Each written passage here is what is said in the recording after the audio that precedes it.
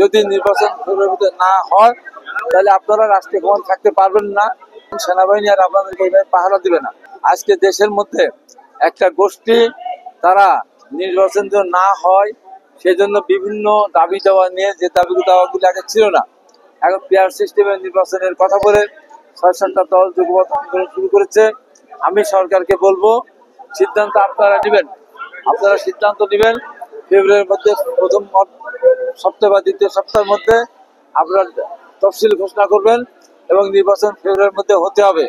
যদি নির্বাচন ফেব্রুয়ারির মধ্যে না হয় তাহলে আপনারা রাষ্ট্রীয় ক্ষমতা থাকতে পারবেন না, কারণ সেনাবাহিনী আর আপনাদেরকে এইভাবে পাহারা দিবে না।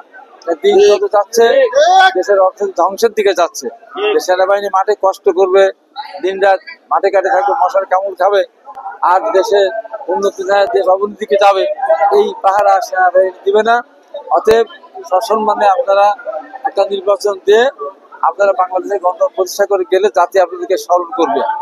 আর এই যারা পিয়ার পদ্ধতি নিয়ে যারা স্বাধীনতা বিরোধী, যাদের এদেশে কোনো অবদান নেই, তারা মুক্তিযুদ্ধে যায়নি, এদেশে আন্দোলন সংগ্রামীরা বিভিন্ন সময় আন্দোলন সংগ্রামীরা রাস্তায় যেমন নামে না, দেশের মানুষের গ্যাস তেল দাম বৃদ্ধি, তেলের দাম বৃদ্ধি, বিদ্যুতের লোডশেডিং, এইগুলির প্রতিবাদ মিছিল করতে গিয়ে ওদের একজন লোকের শহীদ হয় না।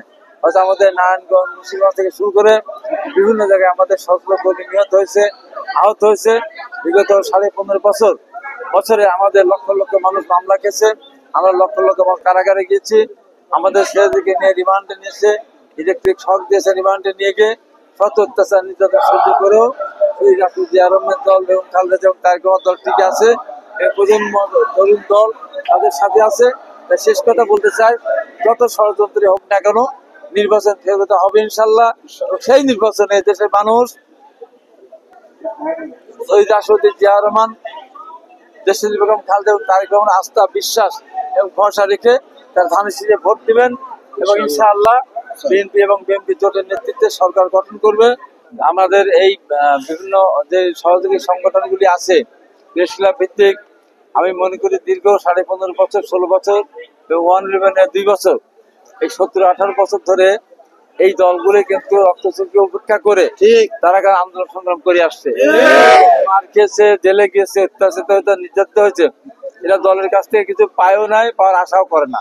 এরা দলকে ভালোবাসে, ওই রাষ্ট্রপতি জিয়া রহমানকে ভালোবাসে, দেশটিকে বেগম ভালোবাসে, দেশটিকে বেগম খালেদা জিয়াকে ভালোবাসে এবং আমাদের আগামী দিনে ভবিষ্যৎ তারেক রহমানের প্রতি আস্থা রেখে এরা দলের জন্য কাজ করে যাচ্ছে একেবারে নিঃস্বার্থ ভাবে।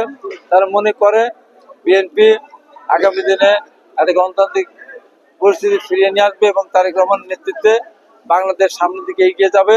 সেই ভরসাতেই তারা কিন্তু এই তরুণ দল নির্ভরভাবে তারা তরুণ দলের পক্ষে কাজ করে যাচ্ছে। এখানে তাদের মধ্যে কোনো স্বার্থ বা কোনো উচ্চ অভিলাষ কিছুই এখানে নেই।